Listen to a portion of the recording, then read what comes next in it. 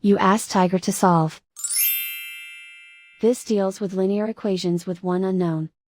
The final result is m equals -9. Let's solve it step by step. Isolate the m. Divide both sides by -7. Cancel out the negatives. Simplify the fraction. Move the negative sign from the denominator to the numerator.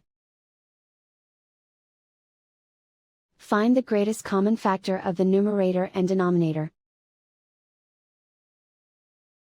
Factor out and cancel the greatest common factor. And so the final result is m equals -9.